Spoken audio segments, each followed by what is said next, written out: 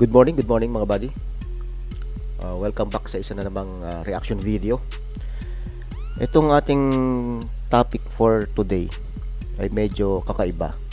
Kasi first time natin na magre-react sa isang video ni Bongbong Marcos, ni BBM. Kasi naka-follow din ako sa kanyang vlogs sa YouTube. At meron akong isang napanood ng video ngayon lang na kung saan ay medyo naantig yung puso natin sa sinabi niya. Siguro hindi nyo pa nauunawaan ngayon yung sinasabi ko. Kaya yan ang ating tatalakayin, yan ang ating papanoodin at samahan ninyo ako. Pero bago natin umpisahan yung video na yan ni Sir Bongbong Marcos, gusto ko lang sanang batiin sa nalalapit na founding anniversary ang mga kapatid natin, ang ating mga buddy na Scout Rangers. Na dyan galing tayo sa training na yan. Kaya nga ang tawag natin sa ating mga subscribers, sa ating mga followers ay buddy. Yan ay ang tawagan ng mga musang nung kami nagtitraining sa Camp Texon. Yan ang tawagan namin sa bawat isa. Kaya malapit sa aking puso ang mga musang, lalo na yung mga army na nakasama natin. May mga nakasama rin tayo ng mga Special Action Force, no? PNP SAF sa training na yan. Ngayong November 25, ipagdiriwang na uli ang ika-71 na founding anniversary ng Scout Ranger. So ito ay binuo noong November 25, 1950. At ang father of the Scout Rangers ay itong si dating AFP Vice Chief of Staff and Defense Secretary Rafael M. Ileto. Siya po ang nagtatag niyan. Kasi noon napaka grabe ang insurgency at kinakailangan ng isang elite unit para sugpuin ito. Small team lang itong mga Scout Rangers na to. Nung binuo ito ay 7-man team lang talaga. Pero yung 7 tao na to ay talagang well skilled at saka talagang hindi natin masasabi na well equipped nung panahon na yon kasi hindi pa naman ganun ka yung sophisticated yung mga armas. Pero yung 7 na ito yung talagang pumapasok sa kabundukan, bumubutas ng mga hindi kayang daanan ng tao. Naranasan natin yan kaya ko naiikwento sa inyo. Okay, so much for that. Gusto ko lang magpasalamat sa mga nag-comments dito sa ating ginawang video kahapon. Itong hindi weak leader si Bongbong Marcos, hindi siya spoiled child.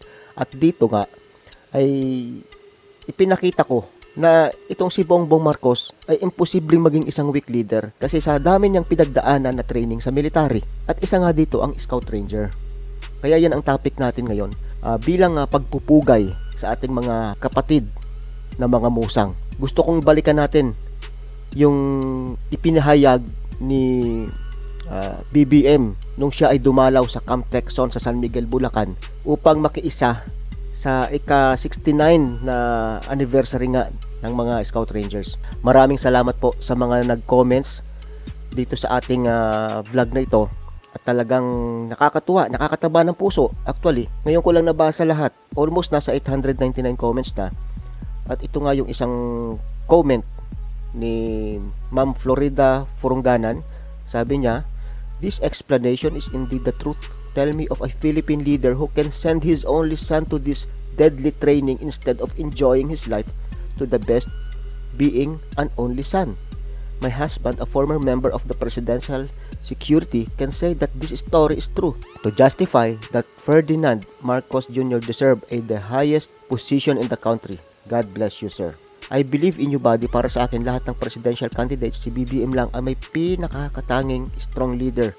Dahil pinanday siya ng tadhana kung gaano siya kalakas mula sa pagpapatalsik ng kanyang ama bilang pangulo, panggigipit, pambabatikos, paninira, etc. More than 30 years siyang lumalaban sa anti-Marcos. Ganyan siya katibay magpahanggang ngayon, di pa rin nabubuwag ng kalaban. For me, I believe BBM is strong leader. Kung babasahin natin lahat ito mga buddy, aabutin tayo ng siyam-siyam. Huli, nagpapasalamat po ako sa mga sumusuporta dito sa ating YouTube channel, sa mga magagandang sinabi nyo dito. Halos wala akong makita na negative na sinabi. Kung meron man, sila yung mga hindi naniniwala na itong mga sinasabi ni President Duterte ay totoo. Kumbaga, para sa kanila, ito ay isang strategy lamang ni Pangulong Duterte na kung ano-ano ang pambabatikos na gagawin kay BBM. Sa akin naman, hindi ko rin naman isinasantabi yung ganitong issue. Malay natin na ito nga ay isang palabas lamang ni Pangulong Duterte. Napakarami ng pwedeng senaryo. Pwedeng kaya niya ito sinasabi ay para mas lalong mas lalong lumakas ang suporta ni Bongbong Marcos. Okay lang kay Presidente Duterte na magalit sa kanyang tao, basta yung atensyon ng tao ay ma-focus kay BBM. Pwede yon, di ba? Okay. So, dumako na tayo dito mga buddy sa vlog number 90 ni BBM. Ito ay pinalabas noong November 30, 2019. At ang title ay First Scout Ranger Regiment 69th Founding Anniversary. Ito po yung kanyang YouTube channel. Panoodin na natin mga buddy itong 4 minutes and 44 na video ni BBM sa kanyang YouTube channel na Bongbong Marcos.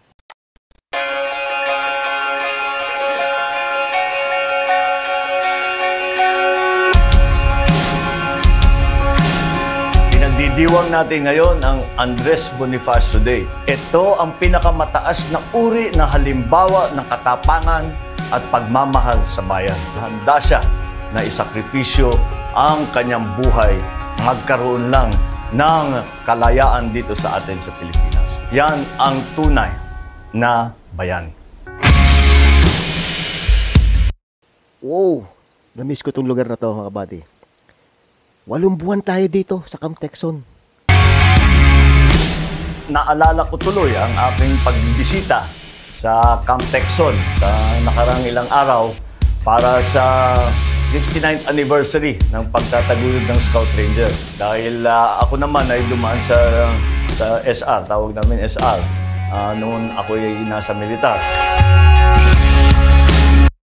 Kita ninyo? Yung mga ipinakita nating photo sa vlog natin kahapon, ito.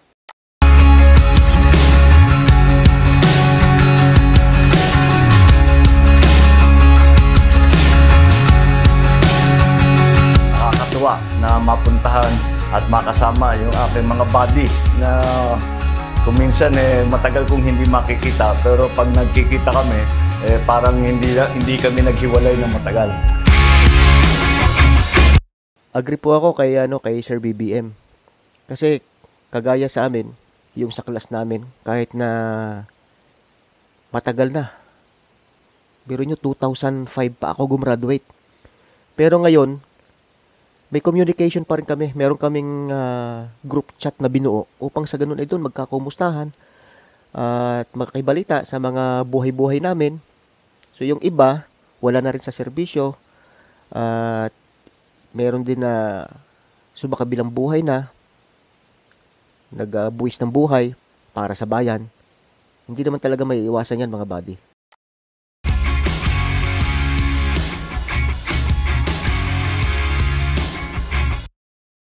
Kita nyo yung si Musang. Ito yung yung pinaka rebulto ng Musang sa Camp Texon na kung saan napakahalaga ng lugar na yan para sa mga nagsisimula pa lamang na mag-training sa Scout Ranger. Ayan, si BB talagang enjoy na enjoy siya kasama ang mga buddy. Happy day for me, and it was a very happy day for all of us Rangers dahil ang daming dumating. Umikot kami sa kampo, parang nagde-demonstrate sila sa mga... Ito na yung mismong lugar kung saan nandito na yung training school. Napakahalaga ng lugar na to para sa amin noon. Sita kung ano ang ginagawa, ano yung mga skill set ng mga Ranger.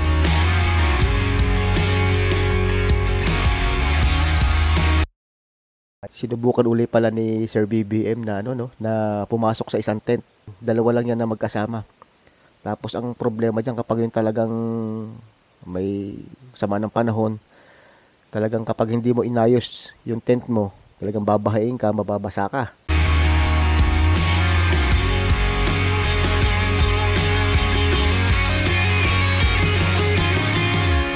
Masayang-masaya makita at makipagkwentuhan sa ating mga kasamahan Yung iba retired nang, isa lang ang sama na loob ko, sinama ako sa mga Old Ranger. Kasama ko pala dito sa entablado ang ating tinatawag na Old Rangers. Kasama na pala ako sa Old Rangers. Sa bagay, class 74, matagal-tagal. So, for info, si BBM ay class 74 sa Scout Ranger. At nandoon ang kanyang pangalan sa sa registry. Lahat kasi ng mga nakagraduate, makikita nyo doon by class kung ano yung rango, kung anong year. Lahat nandun. Kaya nga nung makita ko itong mismong pangalan ni Sir BBM, sabi ko, kaya pala magana ang loob ko dito. Kaya pala ganun na lang yung suporta ko sa tao na to kasi talagang legit na graduate siya ng SR.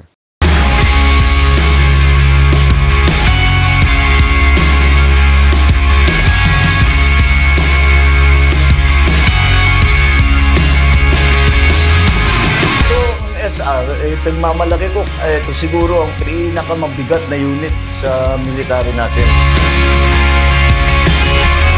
Dahil sila yung pumapasok, nagre-reconnaissance, nag-intelligence, at umaatake kahit na malalim doon sa likod ng kalaban. Ang kailangan dyan ay talagang katapangan. Maraming mga kwento sa SR na mga ginawa ng mga dumaan sa SR na hindi ka makapaniwala na kanilang natupad. Yung mga sakripisyong dinaanan nila para lang ipagtanggol ang sambayanan. It is my great pleasure. Lagi namang masaya mabalik dito sa kampo at makasama ang ating mga ranger na alam natin na ipinagtatanggol at ipinaglalaban ang Pilipinas kahit hindi kinikilala o hindi nalalaman ng iba sa ating mga kababayan.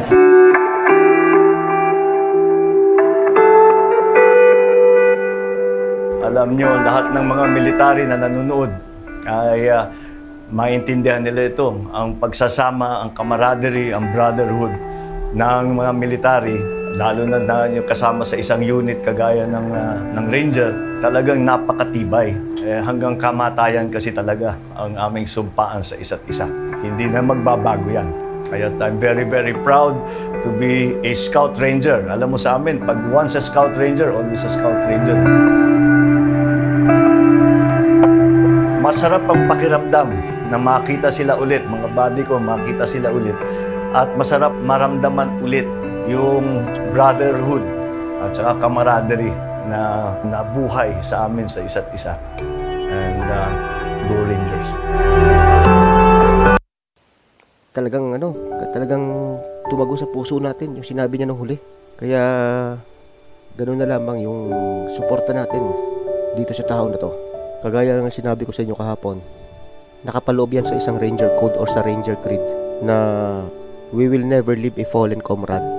Sa kabila ng mga pagbabatikos, sa kabila ng mga akusasyon kay BBM, kailangan niya ng suporta ng kanyang mga kabady.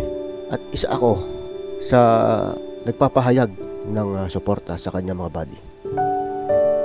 Bilang pagtupad sa Ranger Creed, itong Ranger tab na to, almost 16 years na sa akin.